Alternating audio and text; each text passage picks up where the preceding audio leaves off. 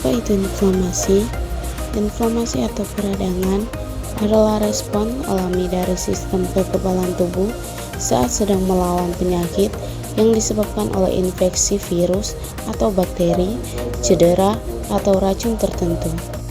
Ketika tubuh mengalami cedera atau terinfeksi, sistem kekebalan tubuh akan melepaskan sel inflamasi dan sitokin atau zat yang merangsang produksi sel inflamasi. Kemudian, sel-sel tersebut akan memulai respon inflamasi untuk memerangkap bakteri atau patogen penyebab penyakit lainnya dan menyembuhkan jaringan yang terluka. Proses ini dapat menyebabkan rasa sakit, bengkak, memar, dan kemerahan. Jenis-jenis inflamasi.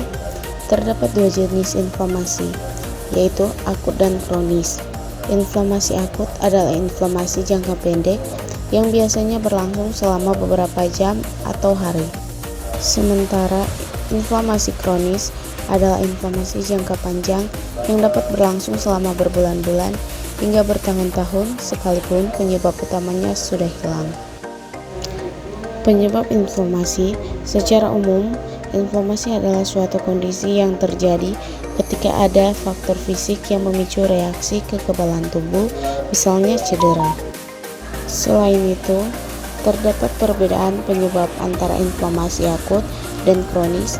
Berikut masing-masing penjelasannya. Penyebab inflamasi akut.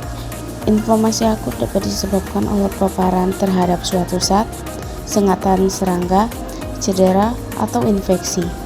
Ketika tubuh mendeteksi adanya kerusakan, maka sistem kekebalan tubuh akan memicu sejumlah reaksi, yaitu mengumpulkan protein plasma yang dapat memicu penumpukan cairan sehingga mengakibatkan pembengkakan. Yang kedua, tubuh melepaskan neutrofil, sejenis leukosit yang dapat menyebabkan ke area yang terkena luka atau infeksi. Leukosit mengandung molekul yang dapat melawan patogen penyebab penyakit sehingga dapat menyembuhkan kerusakan. Kemudian, pembuluh darah kecil akan membesar agar leukosit dan protein plasma lebih mudah mencapai lokasi tempat terjadinya kerusakan. Penyebab inflamasi kronis. Inflamasi adalah salah satu kondisi yang berperan penting dalam proses penyembuhan. Namun jika terjadi secara berlebihan, peradangan justru dapat menyebabkan timbulnya berbagai penyakit seperti kanker, rheumatoid arthritis, periodontitis, dan aterosklerosis. Inflamasi kronis dapat berkembang ketika seseorang hipersensitivitas terhadap suatu agen yang dapat menyebabkan alergi, menderita penyakit autoinflamasi, menderita gangguan autoimun, mengalami peradangan akut terus-menerus, terkena paparan bahan-bahan iritan, dan jangka panjang, misalnya bahan industri. Gejala inflamasi. Gejala inflamasi bisa berbeda-beda tergantung dari tingkat keparahannya. Gejala inflamasi akut lebih ringan jika dibandingkan inflamasi kronis. Adapun beberapa gejala umum yang timbul akibat inflamasi akut adalah: yang pertama, kemerahan pada kulit di sekitar lokasi cedera, yang kedua, pembengkakan, dan yang ketiga, rasa nyeri dan panas. Gejala inflamasi kronis lebih berat daripada inflamasi akut, namun gejalanya pun bisa berbeda-beda pada setiap orang, tergantung dari penyebab yang mendasarinya. Berikut adalah beberapa gejala inflamasi kronis. Yang pertama, sakit perut, yang kedua, nyeri dada, yang ketiga, demam, misalnya pada tuberkulosis, yang keempat, kelelahan, misalnya pada lupus, yang kelima, nyeri dan kaku sendiri, misalnya pada rheumatoid arthritis, yang keenam, luka di mulut, misalnya pada HIV, dan yang ketujuh, ruam kulit, misalnya pada psoriasis. Pengobatan inflamasi.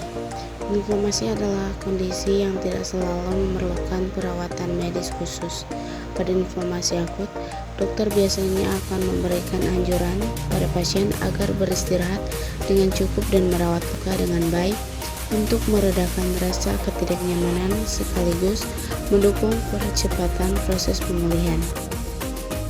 Sementara pada inflamasi kronis, dokter akan memberikan beberapa resep obat-obatan seperti suplemen vitamin A, C, dan D, serta zinc untuk meredakan gejala peradangan dan mempercepat proses pemulihan, dan obat-obatan NSAIDs untuk menurunkan peradangan, memberikan suntikan steroid untuk meredakan gejala peradangan pada sendi atau otot tertentu. Namun, setiap orang tidak diperbolehkan mendapatkan lebih dari 3-4 suntikan steroid di bagian tubuh yang sama per tahunnya atau harus sesuai dengan anjuran dokter. Sekian dari materi tentang inflamasi atau peradangan. Terima kasih. Dan untuk teman-teman yang ingin kuliah, ayo bergabung bersama kami di Universitas Pembangunan Indonesia.